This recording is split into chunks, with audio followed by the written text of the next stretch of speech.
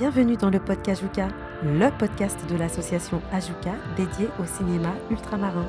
Ici, on met en lumière les talents et les récits de nos territoires. Installez-vous bien, c'est parti pour un voyage au cœur du cinéma d'outre-mer. Bonjour, je suis Mélissa Monatus pour l'association Ajuka, l'association des jeunes ultramarins pour le cinéma et l'audiovisuel. Vous pouvez nous retrouver sur ajuka.um et aujourd'hui, j'ai le plaisir d'accueillir Keiza Noubré, notre invitée. Mais alors, attention, c'est une invitée un peu différente de ce qu'on a l'habitude de recevoir. C'est-à-dire, d'habitude, on reçoit les réalisateurs, les producteurs, les acteurs. Mais cette fois-ci, Keiza, tu n'es ni actrice, ni productrice, ni réalisatrice. En revanche, tu as beaucoup aidé à permettre aux jeunes ultramarins, ou moins jeunes d'ailleurs, d'avoir une visibilité dans les métiers dits artistiques de l'audiovisuel et du cinéma, et ailleurs.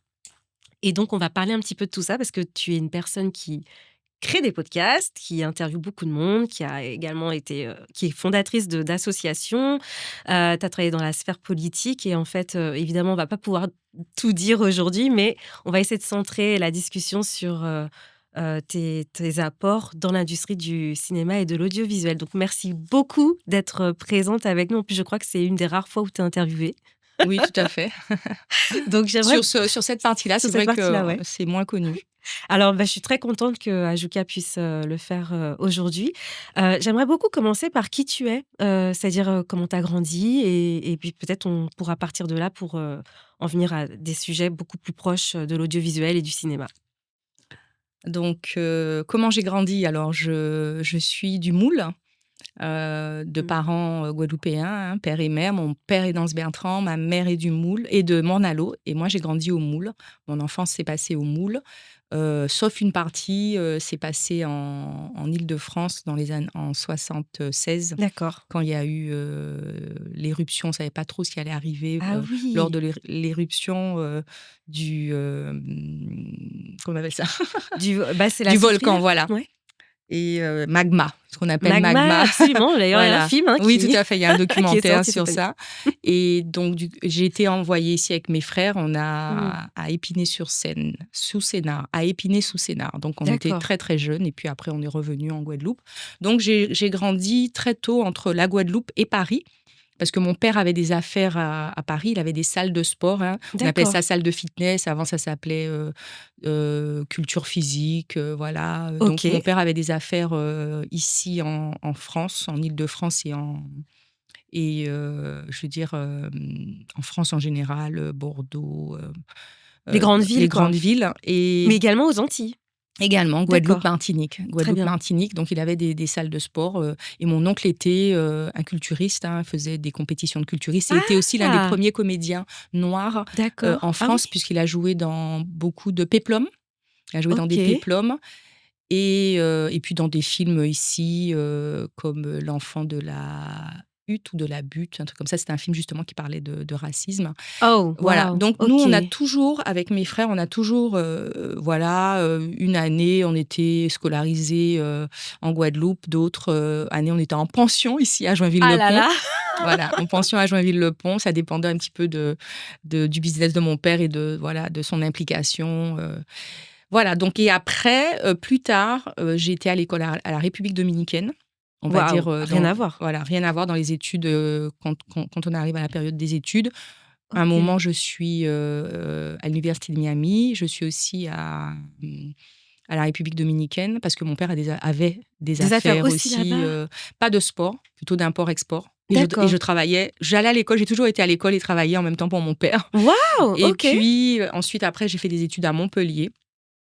Donc, on a toujours grandi, on va dire, entre Paris et la Guadeloupe. D'ailleurs, Franck Salin avait sorti un livre. C'est le premier livre de Franck sur... qu'on salue, Franck Salin, Franquito, qui parle justement des allers-retours entre Paris et la Guadeloupe, des enfants qui vivent entre les deux, quoi. Donc, d'accord, ouais. Alors, donc, tu as grandi quand même avec une image d'entrepreneur, enfin...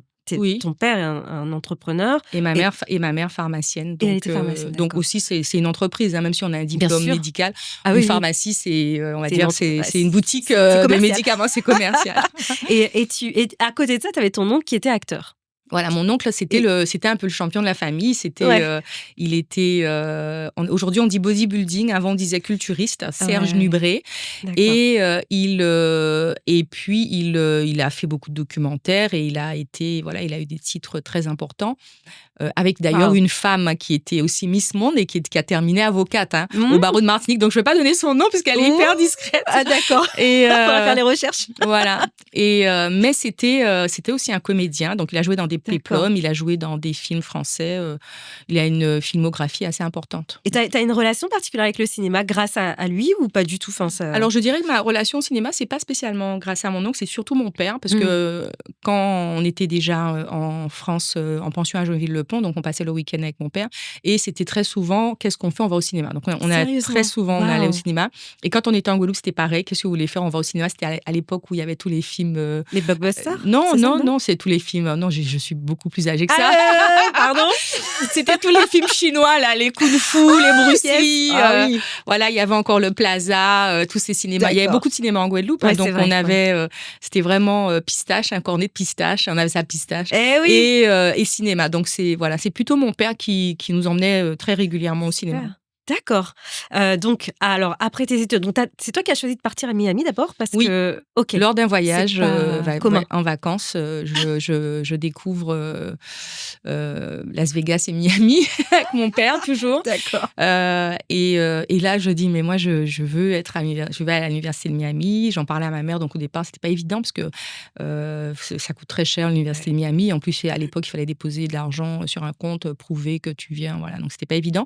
Mais je réussis quand même à aller à l'université de Miami, voilà. Donc quand tu sors de tes études, donc tu es retourné entre-temps en plus à Montpellier, donc tu retournes en France. Tu as créé ton association, enfin pardon, pas ton association, ton agence de communication, c'est ça? Oui, alors ça vient beaucoup plus tard. Ça vient beaucoup plus tard. Oui, ça vient beaucoup plus tard.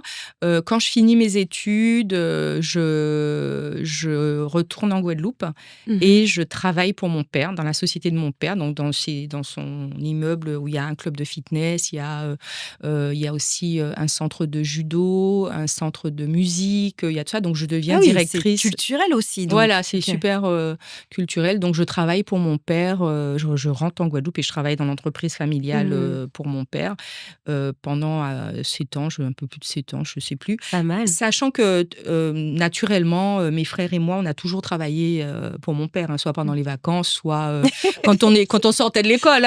Moi, j'ai pas les enfants exploités. Écoute, je sais pas. Moi, je me suis pas sentie exploitée.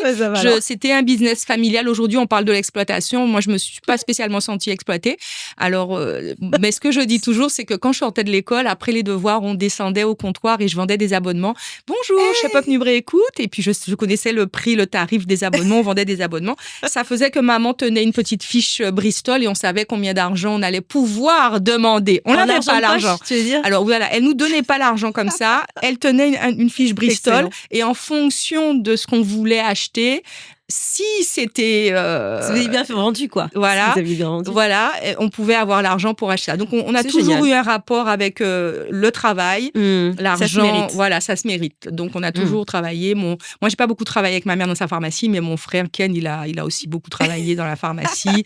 Mon frère Karim aussi. C'est drôle. Voilà, moi, j'étais plus dans la salle de sport. Et dès que je savais compter jusqu'à 10, je donnais des cours d'abdos fessiers. Donc... Donc, mon père a su bien utiliser, on va dire, à bon escient. Donc, il nous a appris à travailler. La valeur travail, on la connaît.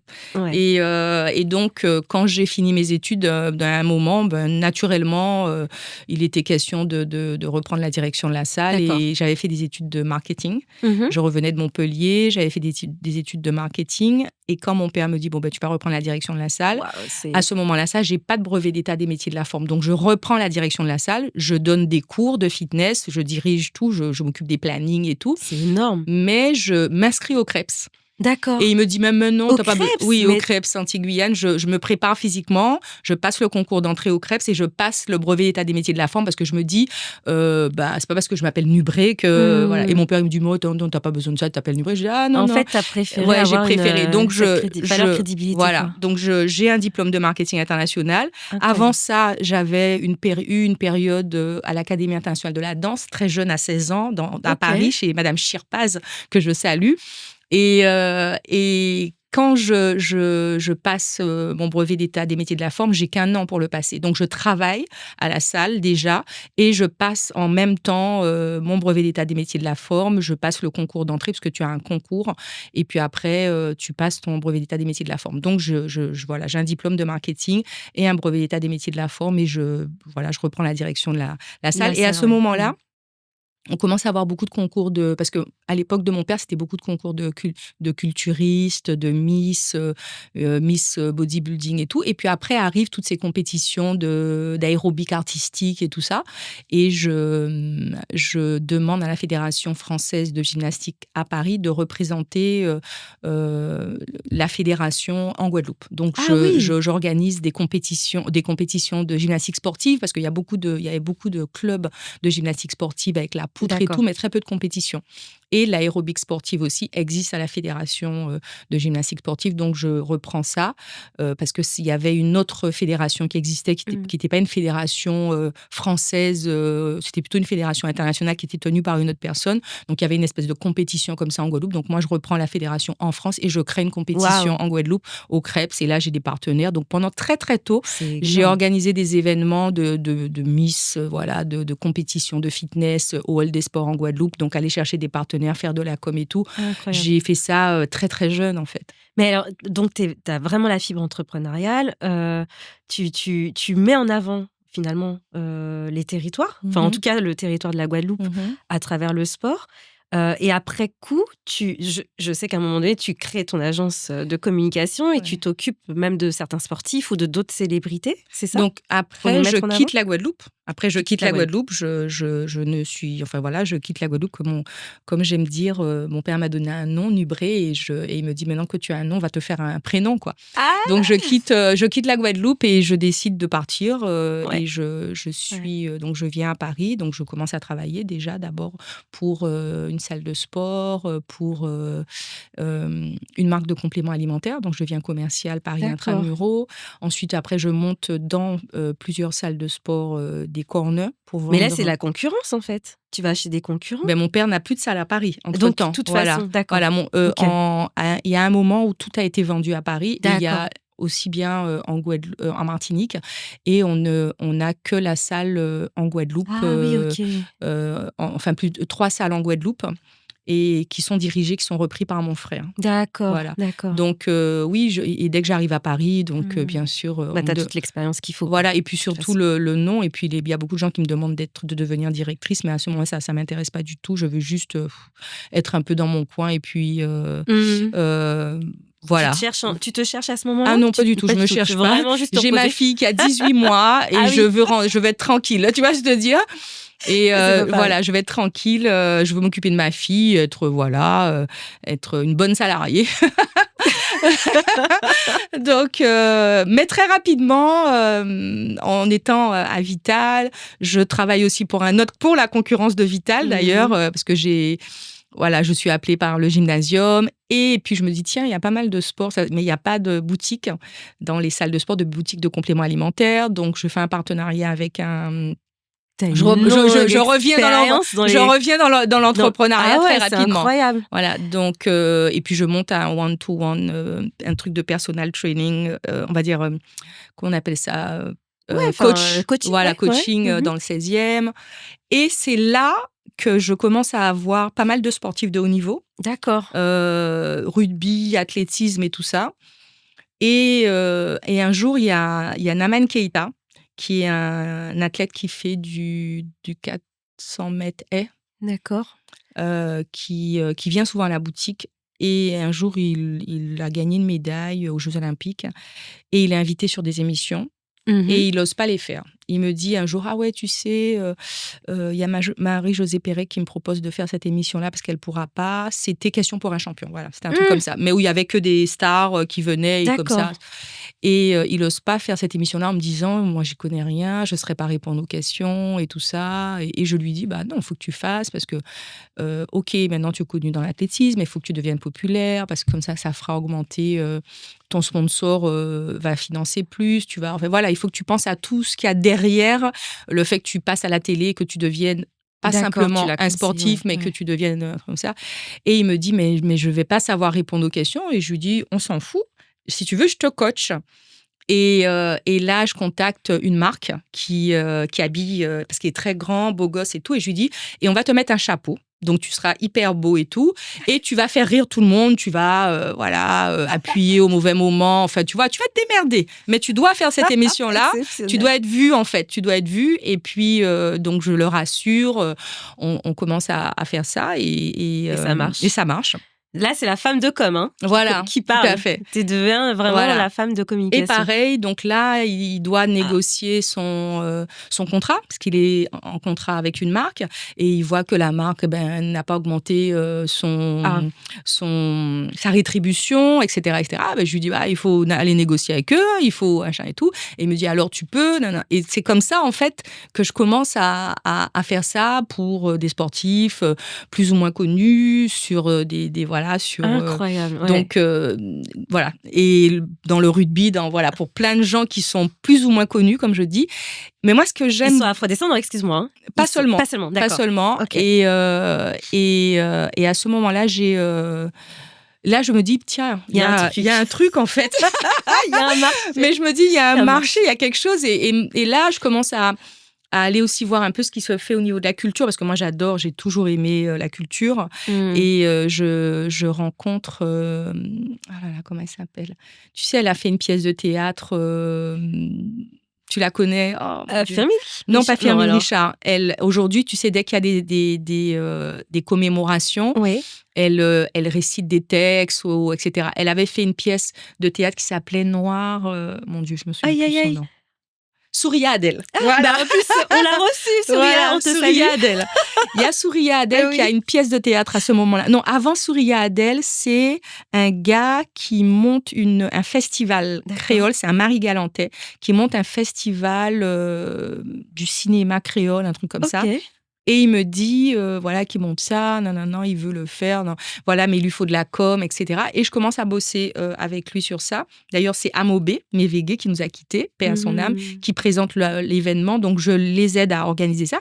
Et je me dis, mais c'est incroyable, il y a énormément de talent, il y a énormément d'événements qui se font, sauf que c'est pour nous, avec nous, ensemble, tu vois. Entre nous, voilà. C'est ça. Et en fait, et c'est là que je dis, mais en fait, il faut déghettoiser tout ça. Il faut pas que ça soit... C'est très bien qu'on le fasse, mais il faut que ça soit aussi visible par tout le monde. Donc, il faudrait...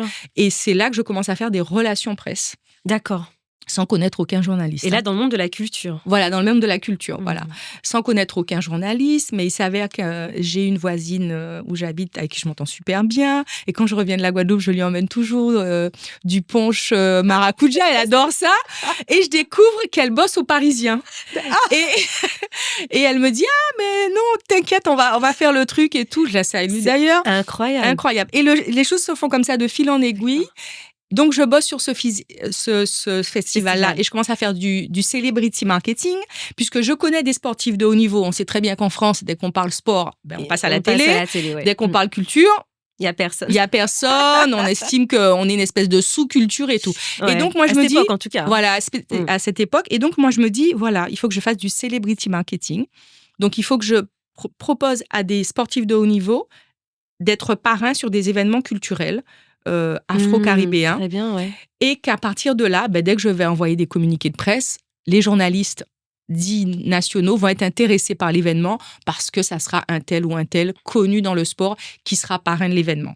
Ça, c'est quelque chose que tu as pris un petit peu de tes études aux États-Unis, cette vision-là, comme ça, parce que j'imagine que ça ne devait pas être si évident en France, si tu étais resté en France, d'avoir cette pensée. Alors justement, cette pensée, je vais te dire d'où ça vient. Quand je suis aux États-Unis, à l'université de Miami, un jour, il y a Spike Lee qui vient. Moi, je ne sais pas. Moi, je ne sais pas qui c'est Spike Lee. Je ne sais pas du tout qui c'est Spike Lee. Mais quand j'arrive à l'université de Miami, je passe d'abord quelques mois dans ce qu'on appelle foreign student, je ne sais pas quoi, pour passer l'examen TOEFL avant d'entrer à la fac, un truc comme ça. Donc, je fréquente beaucoup de francophones. Non, pas du tout. Je parle même pas français. Je veux pas qu'on sache que je parle français parce que sinon je progresse pas. Donc, je fréquente beaucoup de latinos parce que ma première langue, la première langue que j'étudie en Guadeloupe, c'est l'espagnol. Donc, je fréquente beaucoup de colombiennes, de beaucoup de latinos. Et à un moment, je me dis, mais moi, j'ai envie de fréquenter des Noirs américains. Sauf que j'ai pas... je suis à l'université, c'est très grand, je sais pas trop comment. Et puis, un jour, il y a un événement au Student Union.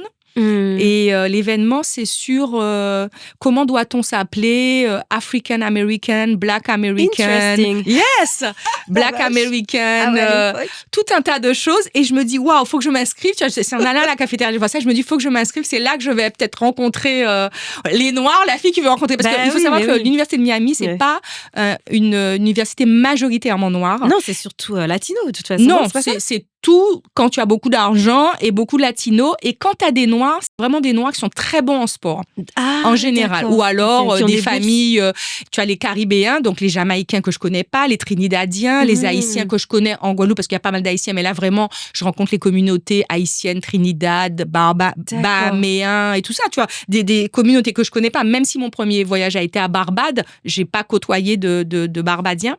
Donc là, quand je suis dans cette Student Union, il y a une question qui est posée. Donc si tu veux, il y a des Américains, Noirs américains nés aux États-Unis et tout, qui sont dans ce débat, qui arrivent habillés avec des vêtements africains et tout, qui sont panafricains.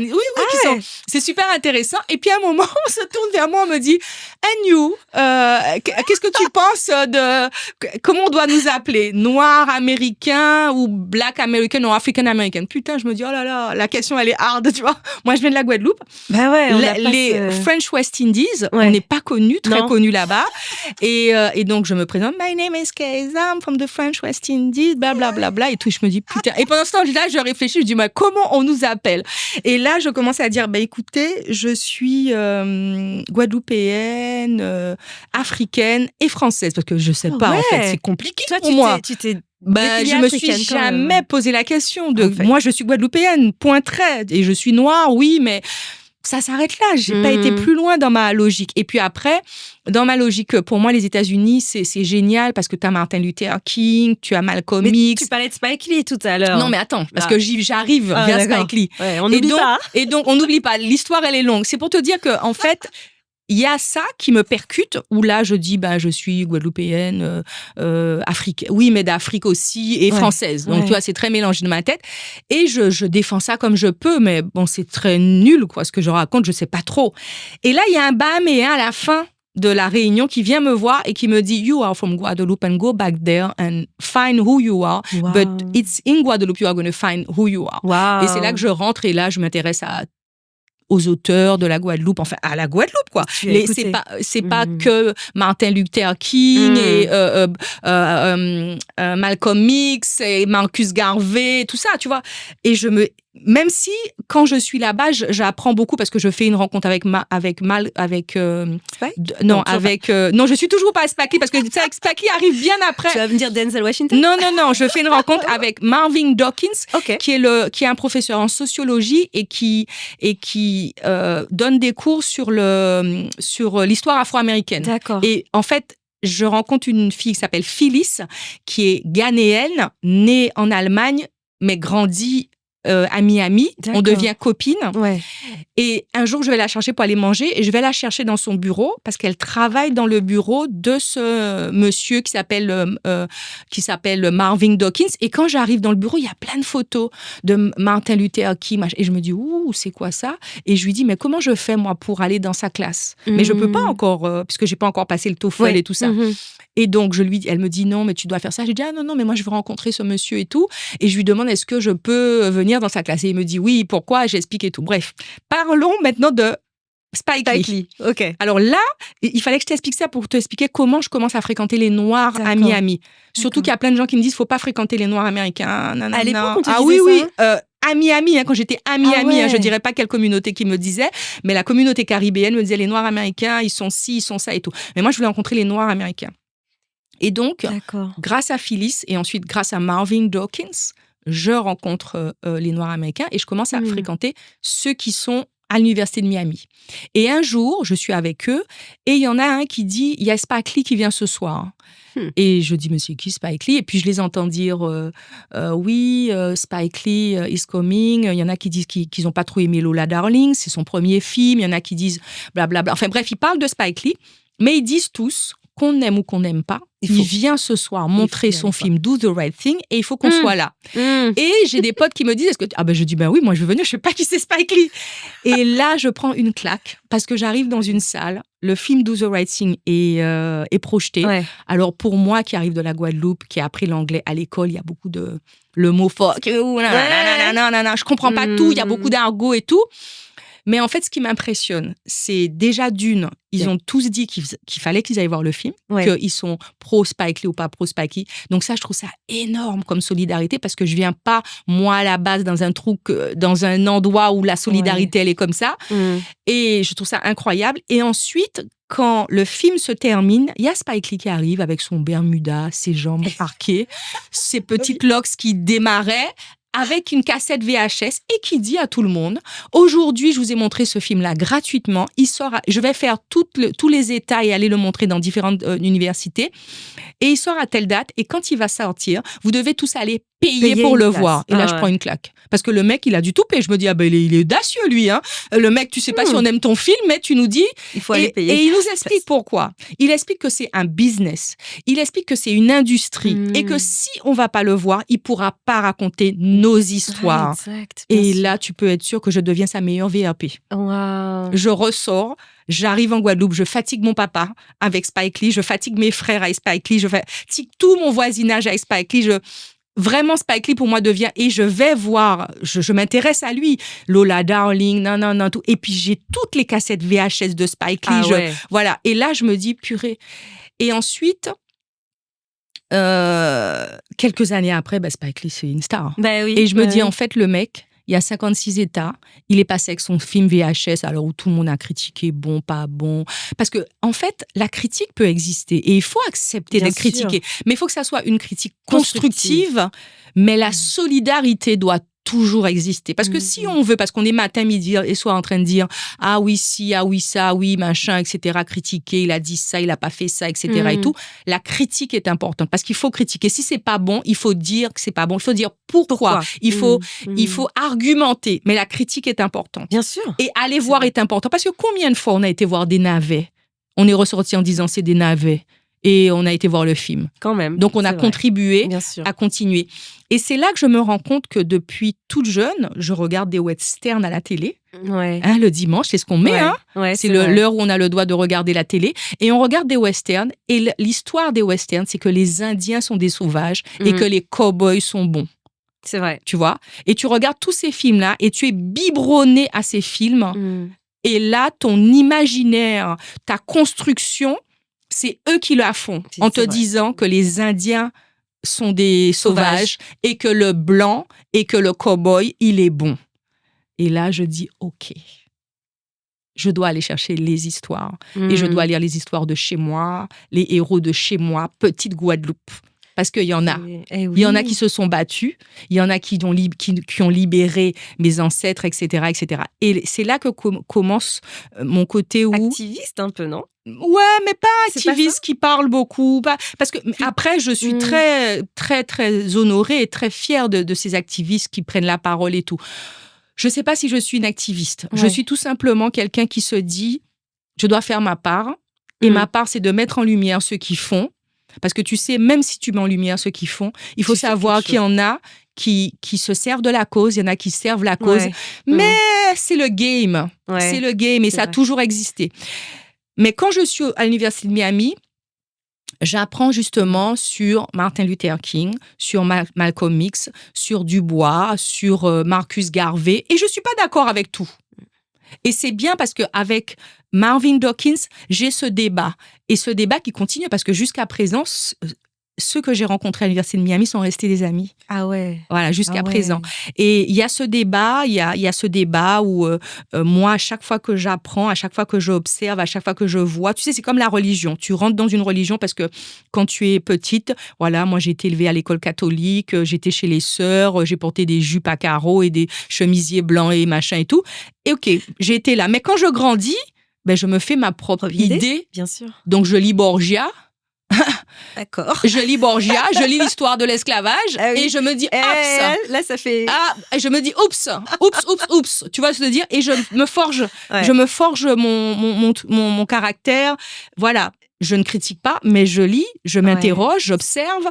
Et c'est ça, en fait. Parce que ta maman, ta famille te met dans une voie parce que l'éducation, c'est important et de te mettre dans une voie, c'est important. Mais il y a un moment, il faut aussi... faire rupture. Il faut aller vers autre chose et voir ce qui se passe. Moi, ma mère, il y avait tous les livres, on va dire, spirituels, religieux sur la table. Et on pouvait en débattre. C'était vraiment... C'est génial, on pouvait en débattre de ça. Et c'est et je veux dire que c'est vraiment la construction d'éducation que ma mère nous a donnée. Ma mère et moi, on pouvait passer des heures à ne pas être d'accord sur des sujets. Hein, mais vraiment, hein, c'était... et on s'aimait, hein. Bien sûr, dire. Et ça, j'ai d'avoir cette liberté-là de discuter, c'est incroyable. Surtout religion, parce qu'aux Antilles, on est quand même très... Mais ça restait dans mon cercle familial. Hein. Mon père, ma mère, mes frères, même si ma mère pouvait pousser la chose jusqu'à se dire quand même comment je peux penser ça. Ah ben, tu nous as mis les 3 livres, et puis il y a l'histoire ici, et il y a des choses... Il y a des questionnements. C'est comme ma fille. Hein. Moi, je dis, j'ai fait le même processus avec ma fille.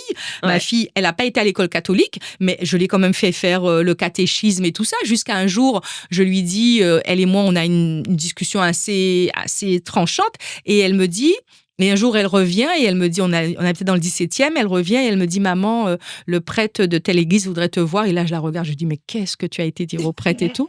Et elle va à l'église, et elle se fait confesser, et elle parle au prêtre. Le monsieur, il avait les yeux mouillés, parce qu'elle commence à lui parler, lui poser des questions sur les viols dans l'église catholique. C'est lourd, ça. Ouais, ça, c'est très, très lourd, ouais. Et donc, je lui dis, parce que les enfants d'aujourd'hui, tu vas pas leur dire, lis un livre dans une langue que tu comprends pas et prie un Dieu qui ne parle pas la même langue que toi, ou lis ci. Non, c'est pas comme ça. Et donc, on en vient aussi à parler plus de spiritualité.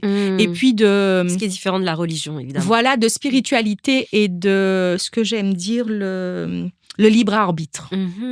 Très bien. On sait ce qui est bien, ce qui est pas bien. Je vais te dire quelque chose.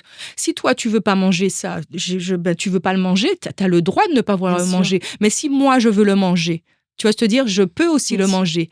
Et c'est l'inclusion, ça. C'est accepter que voilà, toi, tu n'as pas envie de ça et que l'autre peut-être en a envie. Et alors, ton jugement, tu peux l'avoir, mais tu peux pas le mépriser, le blesser, le taper pour lui parce qu'il a ces convictions-là. C'est vrai. Tu vas te dire. Et c'est ça, l'inclusion. C'est pas de dire qu'il y a ça qui est mieux que ça. Et c'est là qu'est intéressant le débat. Absolument. Le débat, ça a été créé pour ne pas se battre. C'est vrai. Et l'inclusion est importante dans une société. Quand je prends l'exemple de la France est un pays qui s'est construit en allant coloniser d'autres pays. Et je prends toujours l'exemple en disant, c'est comme si tu as un monsieur, le monsieur, il a été faire des enfants là, il a été faire des enfants là, il a été faire des enfants là, et puis après, il revient à table, mais il veut que les enfants qui ressemblent à son épouse, sa première épouse, qui est bien blanche et tout, il ne veut que ces enfants-là autour de la table. Et il cache à ses enfants l'histoire de ses autres enfants qui sont un peu basanés, un peu ci, un peu ça, etc. Il veut pas les mettre tous assis à la même table et parler véritablement de l'histoire pour que les enfants s'entendent. Il préfère les diviser, il préfère que ça soit un petit peu comme ça. Nébuleux.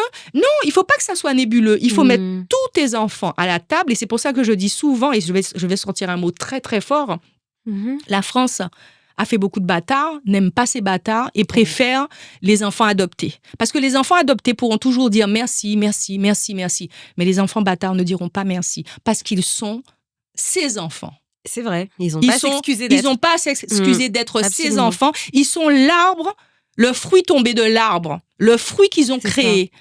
Et ça, ils ont du mal avec ça. Parce que moi, si je suis à la table de mon papa, je vais pas lui dire merci de m'avoir fait, merci de m'avoir donné. Mais mon cher, c'est toi qui m'as fait. C'est ça. Donc, je pense que quand même, j'ai droit au même héritage que les autres, totalement. que les enfants que tu as fait avec ta première femme, d'accord? J'ai le droit au même héritage. Il n'y a pas parce que ma peau est plus foncée, que je peux pas m'asseoir comme ça, parce que mes cheveux sont en afro. Ben chérie, ça serait bien qu'aujourd'hui, comme on mange à table avec toute la famille, que tu fasses un brushing comme ça. Tu vois, mais papa t'a donné la peau un peu chapée. Non. Je suis là. Je suis comme je suis. C'est toi qui m'as fait, en fait. C'est vrai. Je suis française. Donc, j'ai le droit à la même chose. Donc, ils préfèrent ces adoptés que ces bâtards. Ouais. Parce que ces bâtards, ça l'emmerde. Parce que ces bâtards, c'est la réalité. Comme on dit, il a cru qu'on serait mort. Eh ben, nous, on est des graines et on a poussé. Et alors, tout ce que tu dis, c'est hyper intéressant. Et ça me renvoie à quelque chose qu'on a peut-être en commun. C'est-à-dire que tu as découvert aussi l'histoire de la Guadeloupe. Donc là, tu es parti de Miami, tu es revenu en Guadeloupe, tu as découvert l'histoire de la Guadeloupe. Et en France, tu as découvert le CM98 en particulier. Et moi, pareil. Il y a 20 ans, j'ai découvert le CM98 qui m'a ouvert les yeux sur l'histoire. Sur l'histoire donc de l'esclavage au niveau géopolitique, au niveau scientifique, au niveau psychologique, au niveau sociétal. Enfin, pour moi, ça a été vraiment un déclencheur. Et du coup, je crois que pour toi, ça a été pareil. Écoute, et on s'est jamais rencontrés. Alors en fait, quand je quitte la Guadeloupe avec ma fille, c'est pas quelque chose qui se passe dans le bonheur, hein. Parce que je dis à mes parents que je pars et ça se passe pas très bien. Mais je pars. Mais ma mère me dit quelque chose. Elle me dit, vu tes envies, ce que tu fais et tout, tu devrais rencontrer Serge Romana. Il faut que tu rencontres Serge Romana. D'accord. Parce que Serge Romana, c'est mon cousin. D'accord. Mon pote est Save. Elle me dit, il faut que tu rencontres. Elle me dit, il faut que tu rencontres Serge Romana. Donc moi, je passe un coup de fil à quelque temps. Je le fais pas tout de suite. Hein, je le fais très longtemps après mon arrivée. Je me dis, tiens, ma mère m'a dit, il faut que je rencontre ce monsieur. Je vais l'appeler. Et je l'appelle un jour et il me dit, ok, viens à l'hôpital Necker. Et donc, je viens à l'hôpital Necker et moi, j'attends un Serge Romana qui nous ressemble et je vois quelqu'un avec un faciès. Tu sais, les gens qui ont des préjugés, là, avec un faciès un peu arabe, quoi. Tu vois ce que je veux dire? Et donc, moi, je dis oui, bonjour, je suis venue rencontrer le cousin de ma maman, Serge Romana. Et il me regarde, il me dit oui, c'est moi. Ah bon, d'accord, ok. Et il me dit, viens, je dois aller tel endroit. Et le monsieur me fait traverser tout Paris en me parlant de l'esclavage, de nos ancêtres, c'est-à-dire de notre famille, quoi, de notre famille. C'est-à-dire que lui, c'est notre famille. Et moi, si tu veux, malgré tout mon combat, mon voyage aux États-Unis, Saint-Domingue et tout, et même mon premier voyage à l'âge de 16 ans, c'est le Sénégal. Ma mère m'emmène à Gorée, donc je sais que j'ai des ancêtres esclaves. Mais si tu veux, c'est loin de moi, en fait. C'est une idée, quoi. C'est une idée. Donc, je sais, concret. Ma mère m'emmène à l'île de Gorée. Ma mère veut absolument qu'à 16 ans, j'aille au Sénégal. Donc, je vais à l'île de Gorée. Donc, il y a cet historien qui raconte toute l'histoire. Ok, mais c'est assez loin de moi quand même. C'est-à-dire que, tu sais, tu ne relis pas comme famille. Ouais. Et quand je rencontre Serge Romana qui me fait traverser tout Paris parce qu'il va à un rendez-vous et le monsieur, il marche à pied, tout Paris à pied, il me raconte l'histoire. Mais il me raconte ça, il me parle de ma famille en fait. Il me parle pas d'une scission entre l'esclave et moi. Non, c'est tes aïeux, quoi. C'est à toi, c'est le même sang. Et là, je me dis, wow, là, je prends une claque. Ouais. Je prends une claque et là, je commence, à aller au CM98, à faire des actions avec le CM98. Et je dirais que c'est ça, tu vois, quand je te parlais de gens impactants. Il y a des gens qui parlent beaucoup, mais il y a des gens qui impactent la société. C'est vrai. Et je dirais que le CM98, avec tous ses bénévoles, et Serge Romana, Emmanuel Gordien, Viviane Romana, c'est des gens qui ont impacté nos sociétés, qui nous ont impactés, qui ont impacté des générations avec les bénévoles. C'est vrai. Et donc, au début, c'est ça, donc l'histoire. Donc moi, je trouve déjà incroyable, parce que Serge Romana, il est généticien. Hein, c'est pas... Parce que souvent, il y a des gens qui pensent qu'il y a Serge Romana, un mec qui lève le poing et qui lutte. Non, Serge Romana est médecin, en plus, il est docteur, il est professeur, et il est responsable. Voilà, les gens, ils ont une profession. Hein. Emmanuel Gordien est virologue. Voilà, c'est pas juste des gens qui arrivent et qui se lèvent le matin et qui... Non, ce sont... Et il montre des modèles qu'on n'a pas l'habitude de voir, c'est-à-dire des personnalités qui ont des travails qui sont quand même assez durs à obtenir. Des responsabilités énormes, oui, exactement. Des responsabilités qu'ils ont obtenues parce qu'ils sont bons. Exactement. Parce qu'ils sont bons, ils sont efficaces, ils sont professionnels et qui sont rigoureux. Ce sont des gens extrêmement rigoureux. Viviane Romana, c'est quelqu'un... Oh là là là là. Viviane Romana, avant que...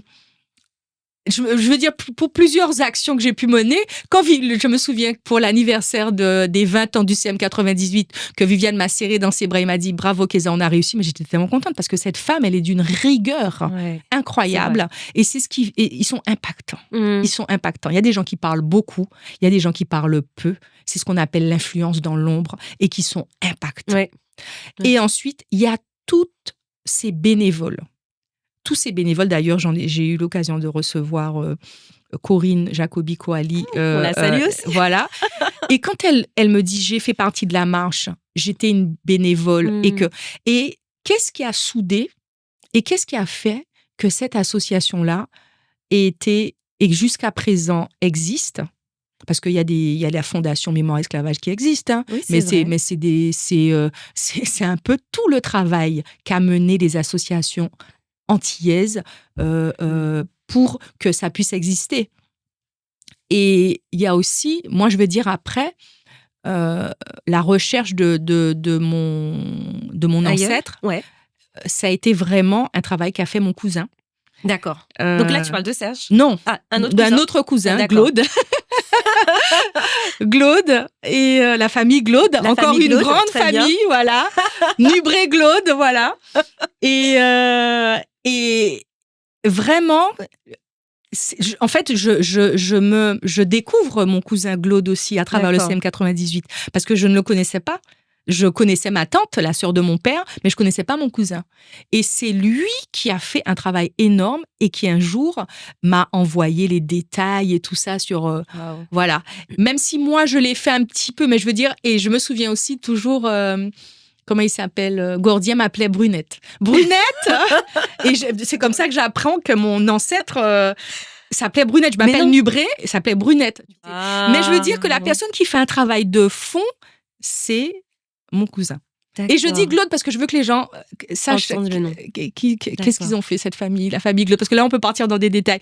Et c'est pour ça que je pense que tout est relié dans les familles. La famille Nubré, la famille Glaude, la famille Barny, Jean-Claude Barny, parce que voilà, Jean-Claude Barny aussi a qu'on salue. Également reçu à ce podcast. Et donc, ce que je veux te dire, c'est que voilà, quand on parle d'impact, de gens qui ont eu de l'impact sur la société, les gens qui ont lutté pour qu'il y ait une politique mémorielle pour les victimes de l'esclavage, parce qu'il faut savoir qu'il y a eu le 10 mai. Bah oui, bien sûr. Le 10 mai, un combat mené qu'on salue.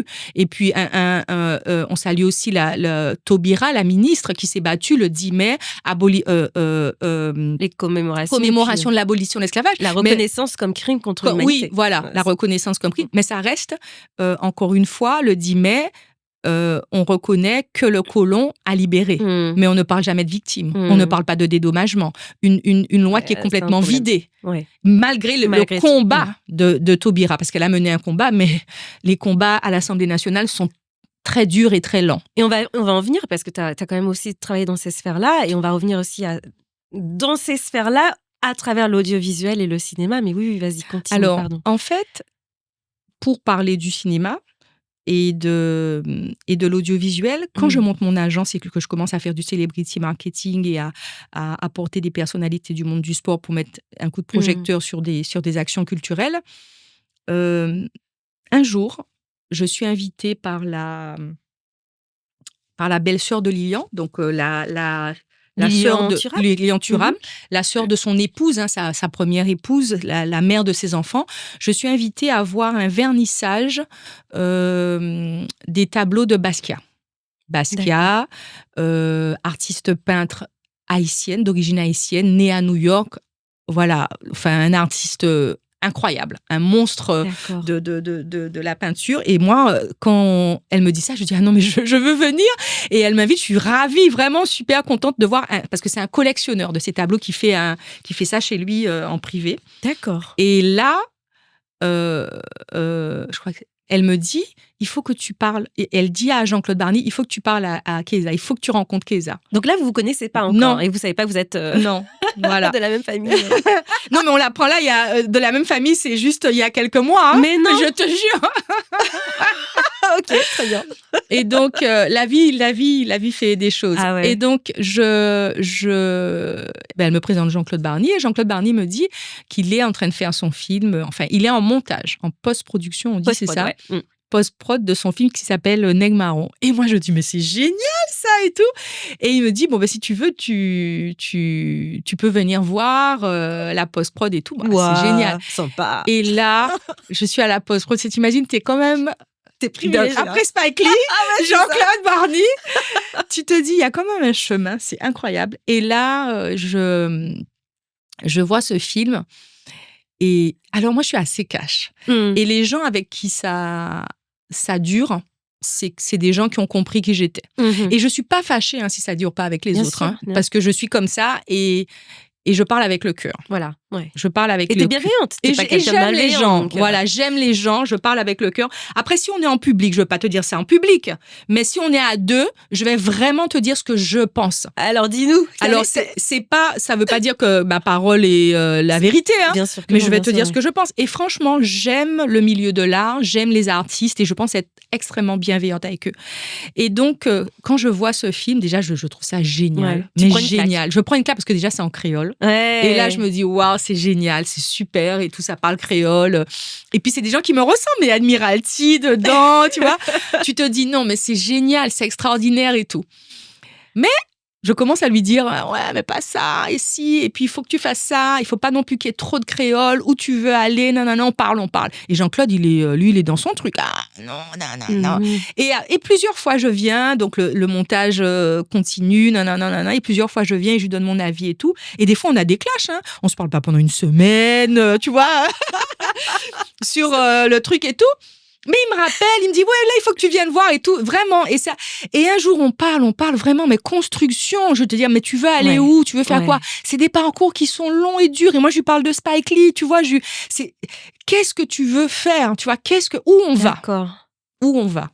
Et je te dirai pas ce qu'on s'est dit. Mais en tout cas, il va là où on va et c'est extraordinaire. Moi, je suis tellement contente. Wow. Parce que tu vois, c'est bien d'être sur tous les plateaux télé, d'être à Cannes. Il y a des gens qui auraient pu faire Jean-Claude aller beaucoup plus vite. On les connaît, ces gens-là. Probablement. On les connaît, ces gens-là. Tu vois, là, aujourd'hui, il m'a appelé devant toi. Il est au Brésil. Il m'appelle, il est sur la plage, il est au Brésil. Il me parle du film.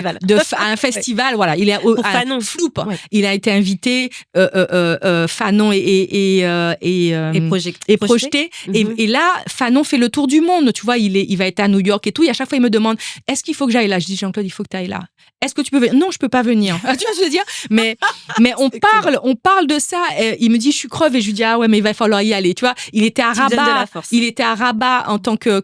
Et là, ce qui est intéressant, parce que nous, ce qui nous intéresse, c'est le regard des gens. Bien sûr. Parce que quand il arrive, il est guadeloupéen, il est noir, il ramène ce film-là, il a eu l'audace de ce film, parce qu'on connaît un peu les films qui fonctionnent en France. On les connaît, je ne veux pas critiquer, tu vois. On les connaît, les films qui ont des millions, et qui se moquent de nous, tu vois, se dire. Après, chacun, il y a des gens qui aiment ça.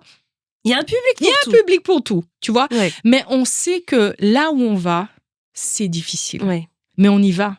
Parce que tu sais, si moi, j'ai pu rencontrer Spike Lee.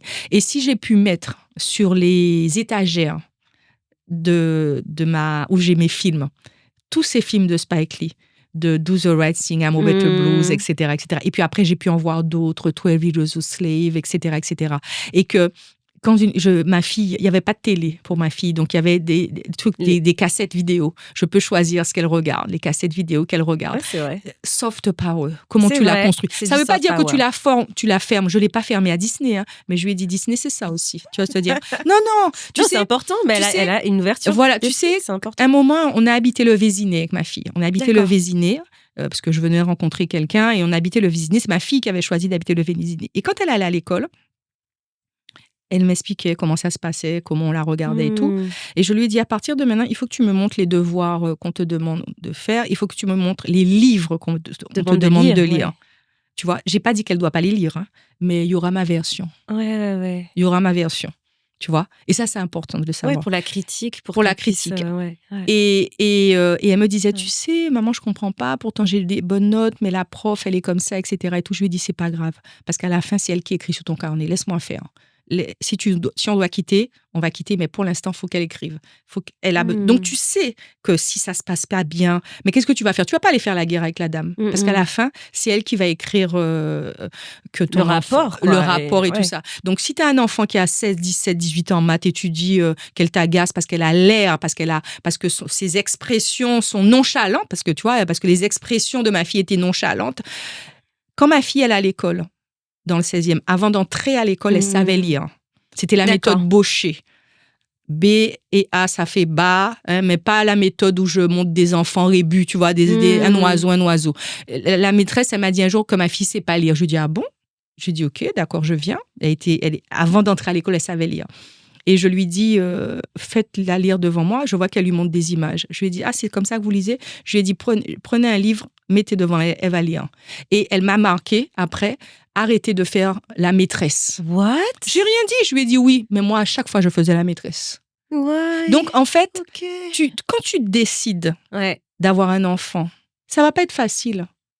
Jusqu'à ce que ma fille m'ait dit, bon, à partir de maintenant, maman, tu t'occupes de toi, moi, je m'occupe de moi, je veux pas que tu fasses les devoirs avec moi. Mais j'avais déjà construit en disant, c'est ça, tu lis ça, mais regarde ça. Tu fais ça, mais regarde ça. Alors, il faut que tu aies une bonne note à l'école, donc fais comme ça, parce qu'il faut que tu aies une bonne note. Mais ça ne veut pas dire... Tu sais, aux informations, les gens décident de ce qu'ils veulent te raconter comme histoire. Le storytelling. Absolument. Mais il faut que tu ailles voir à côté aussi. Tu vas te dire le storytelling, un tel et ci, un tel et ça. Il y a plusieurs angles. Et souvent, il y a des gens qui décident de défendre un angle. Totalement. Mais il faut que tu regardes un petit peu dans l'angle. Il faut même que tu regardes dans le rétroviseur, des fois. L'histoire du monde, comment il s'est construit. Il faut regarder dans le rétroviseur comment il s'est construit pour savoir un peu ce qui se passe là et ce qu'ils veulent te dire. Donc moi, c'est comme ça que j'ai été élevée. Tu as une âme aussi de journaliste, d'ailleurs, parce qu'on ne l'a pas dit, mais tu es aussi podcasteuse. Alors, j'ai créé les podcasts, c'est parce que quand j'avais un moment, mon chemin a fait qu'à un moment, je suis rentrée, j'ai travaillé pour des politiques. Alors, j'aimerais vraiment qu'on en parle, absolument. Alors, en fait, j'habitais 5 ans en Suisse. Et un jour, je reçois un coup de fil de Babette de Rosière, pour qui j'ai travaillé aussi à un moment, qui me dit quand est-ce que tu rentres? Il faut que tu rentres à Paris et tout. Je lui dis mais je suis en train de rentrer là justement, je suis en train de prendre un appartement, je vais rentrer à Paris. Et elle me dit parce que je vais m'engager en politique, mais je m'engage si tu es avec moi. Alors, je lui dis, bon, il faut qu'on se voit, là, il faut qu'on se pose, il faut qu'on se voit et tout. Donc, elle m'invite chez elle, on parle longuement. Et c'est à l'époque où Valérie Pécresse, pendant 2 ans, lui avait demandé d'être sur sa liste et la met en 5e position dans les Yvelines et tout ça. Et elle me dit, donc, voilà. Donc, on en parle longuement, elle et moi, à bâton rompu. Je lui dis que ça va lui coûter de faire ça, mais elle décide d'y aller. C'est une femme très forte. Et même si aujourd'hui, ses convictions ne sont pas les miennes, je tiens à le dire, mais c'est une femme qui a un parcours assez incroyable. Et donc, elle décide d'y aller. Et ce qui fait que moi, je rentre dans l'équipe, on va dire, de Valérie Pécresse pour la campagne, la deuxième campagne de Valérie Pécresse où elle brigue le mandat pour être présidente de région où elle gagne. Et quand on fait, parce que c'est 5 heures du matin, 6 heures du matin, on fait tout l'Île-de-France. Et là, je me rends compte qu'il y a énormément on va dire de Noirs, de Noirs de la diaspora, que ça soit afro-caribéenne, africaine et tout ça, impliqués en politique. Élus, adjoints au maire, etc., tout ce que tu veux. Et on ne les voit pas. En fait, on ne les voit pas. D'accord. On ne les voit pas. Là, c'est un problème. Et là, je me dis, waouh! C'est un problème. Et je me dis, non, il faut que je fasse un truc, une vidéo, une émission où j'interviewe. Tu les mets en avant. Et je les mets en avant. Et donc, c'est là que je lance l'écrin politique. D'accord. Et au moment où j'ai envie de faire ça, je ne sais pas trop comment faire ça. Et à un événement, je croise Sarah Kouaka, qui m'entend parler à cet événement où j'étais conviée, je ne saurais pas te dire lequel, mais je parle politique et j'explique que tout est politique et j'explique que ce que je fais, c'est culturo-politique, que la culture, c'est de la politique, que la culture est très politique. Tu vois. Et à la fin, Sarah Kouaka se rapproche de moi. Elle me dit, ah oui, voilà, je suis rédactrice en chef. Je crois qu'elle rédactrice en chef, c'est Nos Filles, le média Noir et Fier, monté par Christiane Zella. Et elle me dit, ces sujets m'intéressent, j'ai envie de faire un truc sur la politique, est-ce qu'on pourrait pas se voir? Et on se rencontre et je lui dis, ça tombe bien parce que j'aurais aimé faire un truc qui s'appelle l'écrin politique. Et là, tout de suite, elle en parle à Christiane Zella, qui me reçoit et il met tout en place D'accord. Tout en place. Le premier écrin politique qu'on fait, c'est avec Dieunor l'Excellent, qui est aujourd'hui maire. Et on le fait sur la place de Saint-Denis, parce qu'on n'a pas de studio. Christian fait venir une caméra, et je commence le premier écrin politique. Je fais la première maire adjointe de Saint-Denis. D'accord. Donc, c'est des vidéos qui existent encore, qui sont sur YouTube. Ça s'appelle Écrin politique. Et là, je décide d'interviewer des personnalités qui sont dans la politique, donc soit adjoint au maire, soit futur, soit candidat. Mais j'interviewe aussi des personnalités qui impactent l'action politique. C'est-à-dire des gens comme Monsieur Beaucelin, qui est un réalisateur. Ah oui, Patrick Beaucelin, qu'on salue d'ailleurs. Voilà. Totalement. Patrick Beaucelin qui est réalisateur et je constate que Patrick Beaucelin dans son parcours a impacté comment dire ça, que Patrick Beaucelin, que son action a fait qu'aujourd'hui, non pas ses films, non, il a mené une action politique parce que quand il décide, il est photographe à la base. Donc, on peut aller voir son interview Écrin politique à Patrick Beaucelin. C'est un réalisateur de documentaires, fiction. Quand il décide de ne pas être que photographe, mais de devenir réalisateur, il décide de monter sa société de production. Et il décide de venir en France, hexagonale, parce qu'il est martiniquais, pour faire ses demandes de subventions, comme tout producteur fait. Et là, il constate que les productions des Antilles n'ont pas droit au pot commun.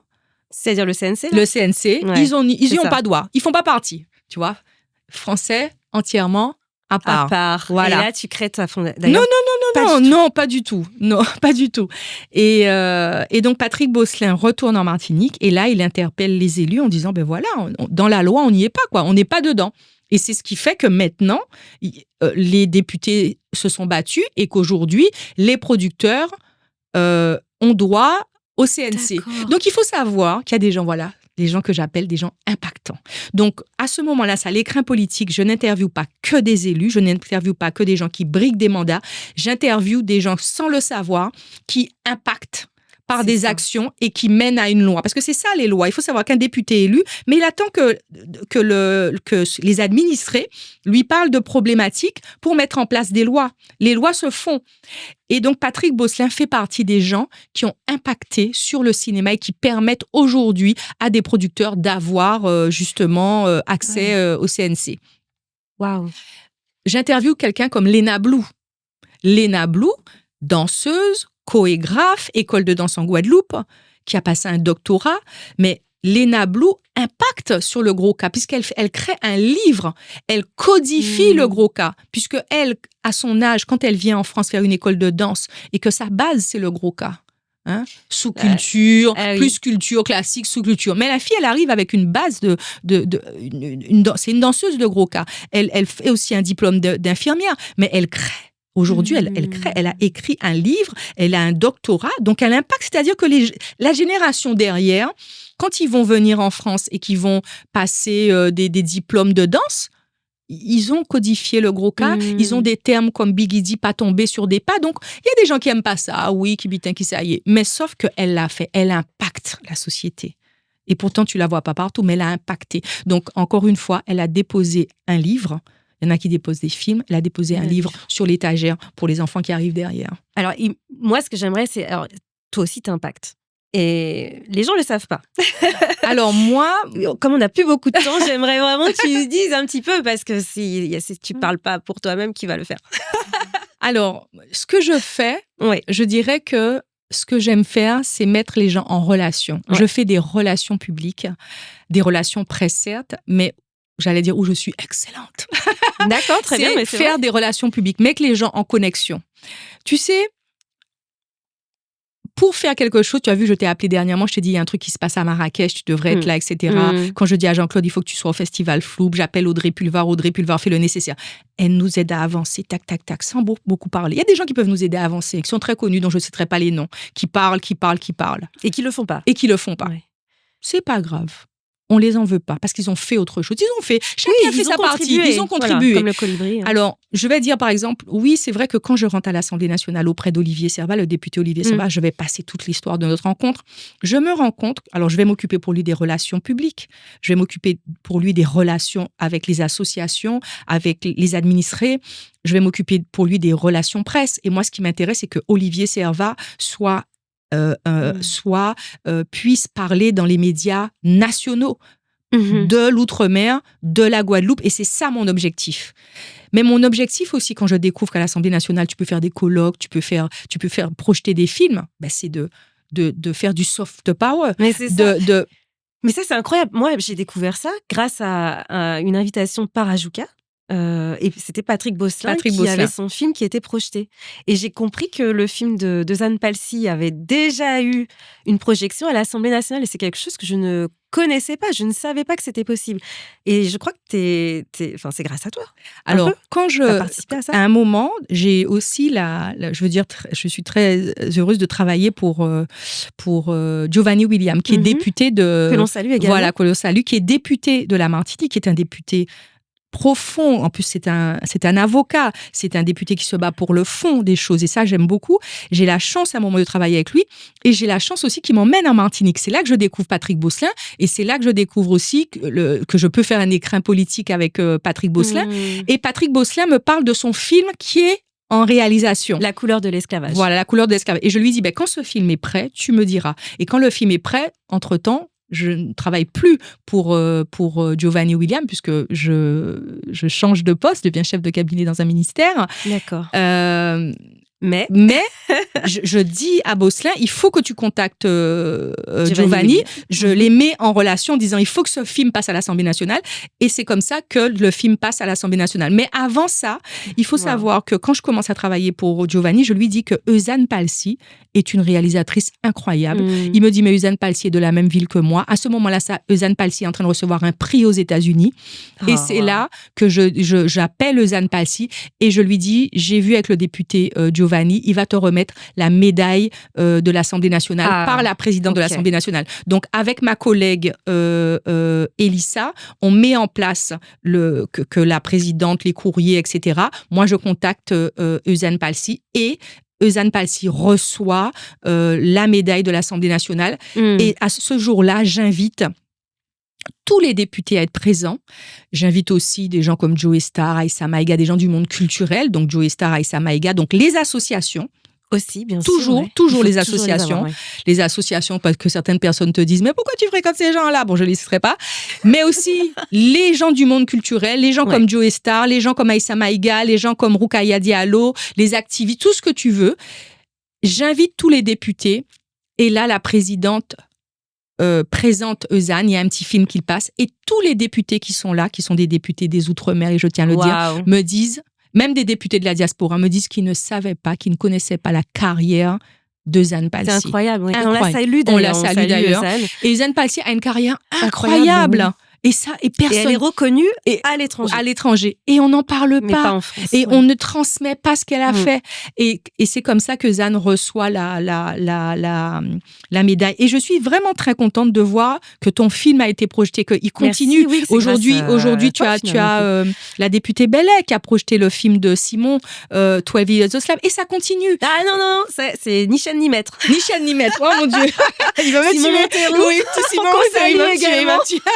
Donc, ni chaîne ni maître. Ouais. Donc, voilà, et ça continue. Moi, c'est ce que j'appelle du soft power. C'est absolument. Et quand j'étais à l'Assemblée nationale, aussi, j'ai pris contact avec toutes les associations ultramarines, comme Sorbe Outre-mer, Sciences Po, pour que régulièrement, ces jeunes soient invités à l'Assemblée nationale quand il y a des événements, connaissent les députés. Et ça continue. Et ils sont devenus hyper dynamiques. Donc, pendant les 6 ans où j'ai passé, c'est ce que j'ai fait. J'ai mis en relation, mais pas simplement les ultramarins entre eux, les Corses entre les ultramarins, les Bretons, oui, parce que j'avais eu la chance d'interviewer Pupponi. D'accord. Grâce à Serge Romana, j'ai pu rencontrer l'ancien maire de Sarcelles et tout, et faire une interview avec lui pour qu'il me parle. Cette interview existe encore sur Nofi. Il parle un petit peu de la construction de la population de Sarcelles. Donc en fait, voilà, la mise en lumière, la mise en avant, et c'est un métier. et j'en ai fait mon métier. Et c'est aujourd'hui ce qui me fait travailler. Les relations publiques, mettre les gens en connexion pour qu'ils puissent avancer et mettre en avant ce qui impacte la société. Des gens comme Aline Tacite. Aline Tacite, c'est quelqu'un qui a impacté la société parce qu'elle et sa sœur... Alors, il y a des gens qui font du business aujourd'hui sur les produits des cheveux, mais c'est très bien. Mais c'est parce que les sœurs Tacite, à un moment, ont créé un salon. Elles ont mis le doigt sur une problématique et elles continuent à faire avancer cette problématique. Et ça a permis de créer d'autres salons B2C où les gens viennent et présentent des marques, etc. Mais elles ont impacté la société. Elles ont fait changer les choses, quoi. C'est ça que tu impactes. Mais elles ont impacté. Ouais. C'est-à-dire qu'une fille, aujourd'hui, n'a pas peur de porter son afro. Alors, il y en a qui veulent continuer à porter les cheveux lisses et tout. Et on n'a pas de problème avec ça.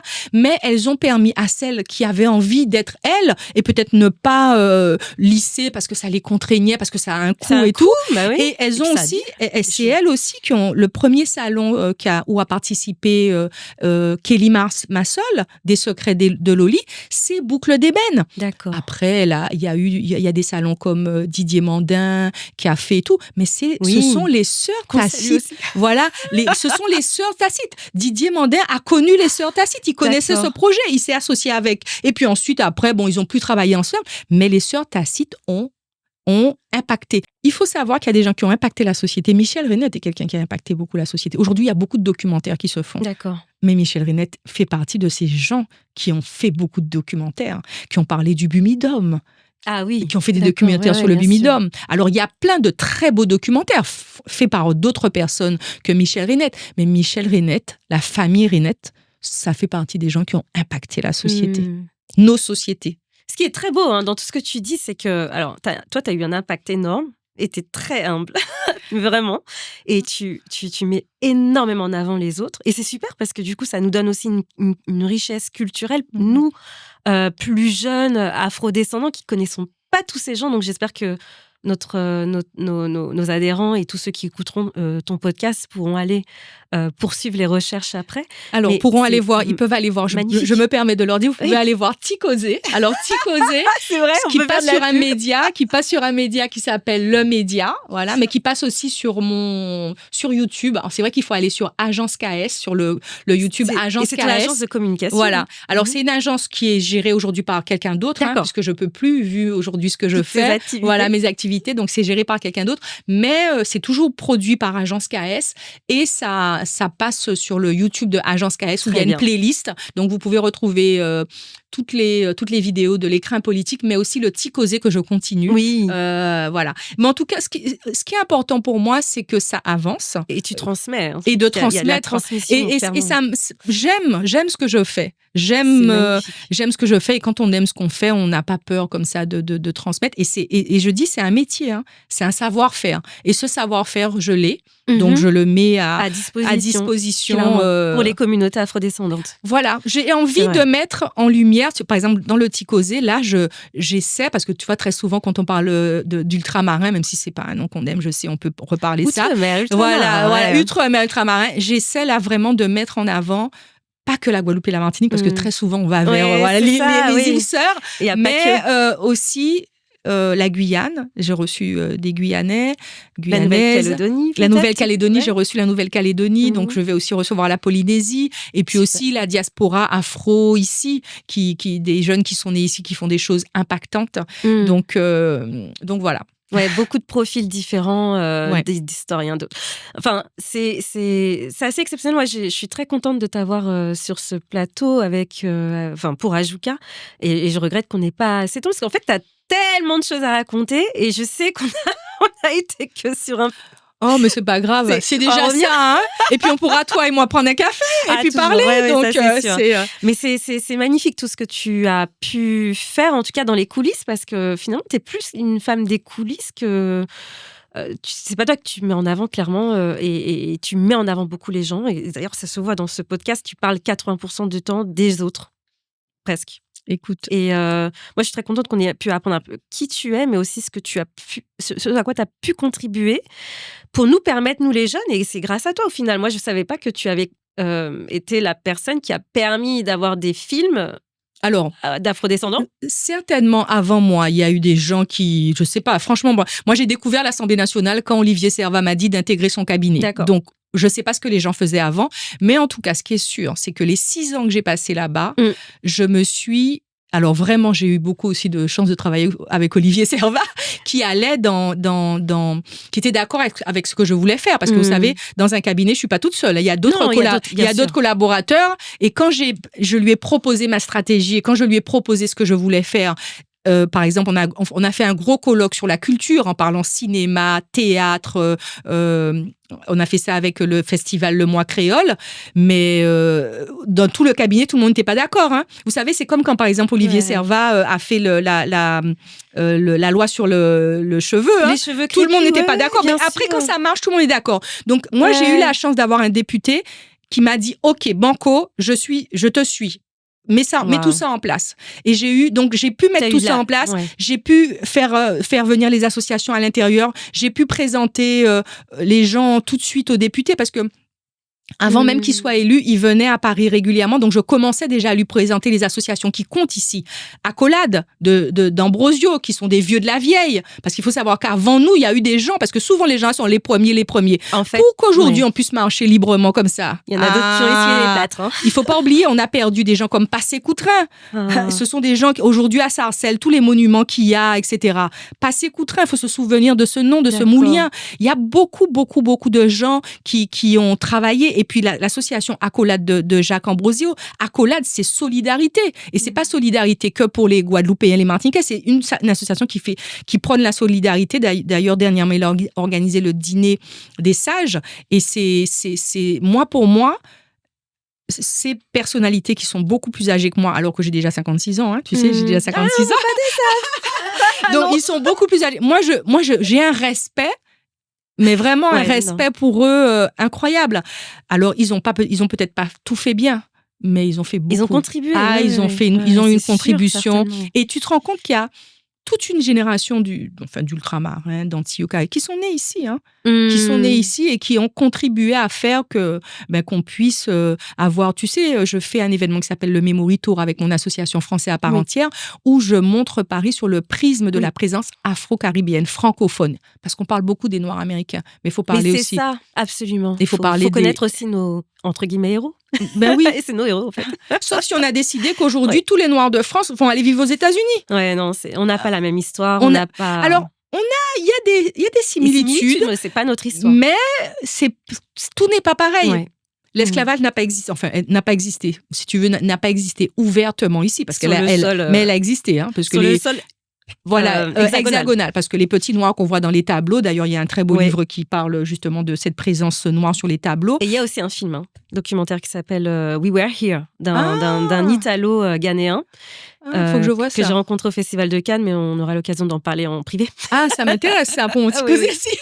Donc, tous ces livres, toutes ces histoires m'intéressent. Alors, moi, je me souviens, une fois, j'avais reçu, je vais te dire un truc sur LinkedIn, une Antillaise ou une Noire, enfin bref, je sais pas ce qu'elle était, qui m'envoyait un message et qui me disait « Vous faites des choses incroyables et tout, mais pourquoi vous vous ghettoisez ?» Waouh. Je me suis dit « Je me ghettoise ». C'est fou, hein. C'est-à-dire tu fais le contraire et en fait, on essaie de te renvoyer que tu fais là. C'est-à-dire qu'on a réussi à faire comprendre aux nôtres qu'on se ghettoisait. C'est fou, hein. Pourtant, quand un jour, c'est arrivé à Olivier Servat. Un jour, il y a un député dont je ne citerai pas le nom, qui est blanc, qui lui a dit « Mais Olivier Servat, tu n'embauches que des Noirs. » Wow. C'est incroyable. Moi, j'étais dans le bureau, j'ai éclaté parce que je savais qu'Olivier Servat allait faire une réponse incroyable. Donc, j'ai éclaté de rire. C'est-à-dire que le député qui lui dit ça n'a dans son cabinet que des Français blancs. Mais quand il regarde Olivier, il dit « Olivier, Mais c'est incroyable. Ah, c'est fou. C'est incroyable. C'est incroyable. Alors, c'est nous, c'est-à-dire qu'on se dit matin, midi et soir qu'il y a des talents afro-caribéens et tout, et on les prend pas, en fait. Parce qu'ils sont noirs et parce qu'on aurait peur que le député caucasien nous regarde en disant qu'on est ghetto. C'est hallucinant. C'est vrai que c'est comme les gens qui disent oui, tu sors qu'avec des filles noires. T'es noir, tu sors qu'avec des... Donc, ça veut dire que... Mais je dis, mais c'est incroyable. Donc, moi, je peux te dire que je fréquente tout le monde. Tu sais, c'est comme les pâtes. Il y a des gens qui aiment les pâtes à la carbonara, il y a des gens qui aiment les pâtes à la viande hachée avec du piment dedans. L'exemple. Tu vois ce que je veux dire? Donc, et ça n'empêche pas que on mange des pâtes. Tu vois ce que je veux dire? Donc sur cet exemple de pâtes, rien à voir, sans transition comme on dit. Est-ce que on va devoir finir le podcast, mais est-ce que tu as des conseils à donner à nos adhérents?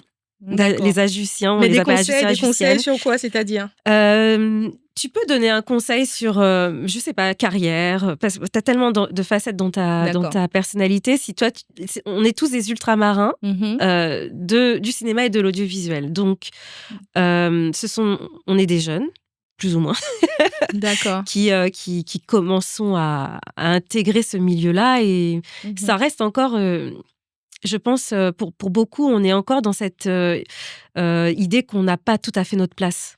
D'accord. Donc, en fait, moi, le conseil que je donnerais à tous ces réalisateurs, comédiens afro-caribéens, c'est... Et ultramarins, parce qu'en fait... Voilà, ultramarins. Ultramarins, même si c'est un nom qu'on n'aime pas. Oui. Alors, on l'a dans notre... Voilà, c'est le grand bol où on met tous les territoires qui veulent faire du cinéma... de faire, en fait, de raconter l'histoire qu'ils ont envie de raconter. Racontez votre histoire, racontez votre histoire. Ça va plaire. Ça va pas plaire à tout le monde, mais ça va plaire. Il faut raconter nos histoires. Il faut raconter les histoires de nos parents, de nos familles. Ça peut être des histoires d'amour, ça peut être des histoires difficiles, ça peut être des histoires joyeuses, mais racontez vos histoires. Et dès que vous décidez de raconter des histoires et de faire du cinéma, parce que le cinéma, je dis toujours, c'est pas... Voilà, on vous attend pas. On vous attend pas parce que vous n'allez pas être boulanger, vous n'allez pas être médecin, donc on vous attend pas. Donc c'est des métiers difficiles, donc il va falloir y aller. Ça peut prendre beaucoup de temps, mais n'hésitez pas à raconter des histoires. Alors au départ, ça peut ne pas être parfait, donc acceptez les critiques, acceptez de demander des conseils, mais n'arrêtez jamais de raconter nos histoires. N'arrêtez jamais de raconter les histoires de vos familles, de vos amis, de ceux qui vous ressemblent, si vous voulez exister dans ce paysage. Puisque pourquoi les autres vont raconter vos histoires? Eux aussi, ils ont leurs histoires à raconter. Donc, n'ayez pas peur de raconter vos histoires. On les attend et ces histoires sont passionnantes. Et est-ce que tu nous dirais aussi de aller aussi au niveau politique, d'intégrer un peu plus les niveaux politiques pour qu'on ait plus de visibilité en tant qu'ultramarin? La politique est importante. Il faut s'intéresser à la politique. On est politisé réellement. Mais quand tout on est fait politique. Voilà, tout est politique. Tout est politique. Alors, il faut s'intéresser à la politique. Alors, je dis pas que... Alors, si vous n'avez pas envie de briguer un mandat, mais ceux qui ont envie de faire de la politique... J'allais pas jusque-là. Voilà, ceux qui ont envie de faire de la politique, n'hésitez pas. Ouais. Bien sûr qu'il faut faire de la politique. Ça fait partie de notre société. L'association fait de la politique. On est clairement là pour essayer d'imposer aussi notre existence. Donc, c'est bien sûr. De la politique, donc, bien sûr que c'est important. Parce que s'intéresser à la politique, c'est s'intéresser à la société dans laquelle on vit. C'est s'intéresser à la vie du citoyen, à la vie de la cité. Donc, bien sûr que c'est important. Parce que si vous voulez être inclus et ne pas être exclu, il faut vous inclure vous-même. Oui, c'est ça. On ne viendra pas nous chercher. Non, on ne viendra pas nous chercher. On ne viendra pas nous chercher. Encore une fois, si le CM98 n'avait pas décidé d'imposer sa vision et de dire que dans l'esclavage mis en place par le commerce triangulaire, par la France... Je ne parle pas de l'esclavage arabo-machin, je ne parle pas de... On n'est pas sur la même chose. On est sur l'esclavage, le commerce triangulaire mis en place par la France. Nous sommes des Français, d'accord? Alors bien sûr de la Guadeloupe, mais avant la Guadeloupe, il y avait d'autres peuples, hein? Ils ont été exterminés. On peut aller loin dans tout ça. Si on ne rentre pas, on ne s'impose pas, on ne fait pas, on ne va pas faire pour nous. Oui. On ne se bat pas. Il faut se battre. Les autres se sont battus. Hein. Oui. On a les réalisateurs, regardez les autres réalisateurs, ils ont dû se battre. Hein. Ils se sont associés, ils ont flanché, ils ont remonté la pente. Ils parlent d'eux, mais bien sûr qu'ils parlent d'eux. Mais si vous ne parlez pas de vous, pourquoi eux, ils parleraient de vous? Si nous, on ne s'aime pas, commence par t'aimer, hein, d'abord. Si toi, bon conseil, mais bien sûr, commence par t'aimer avant de dire que l'autre t'aime pas. Mais qu'est-ce que tu en as à faire? Je ne vais pas dire foutre. Qu'est-ce que tu en as à faire? qu'est-ce que tu en as à faire que l'autre ne t'aime pas? Si toi, tu t'aimes pas, pourquoi tu veux que l'autre t'aime? Si tu n'aimes pas les tiens, pourquoi tu veux que les autres les aiment?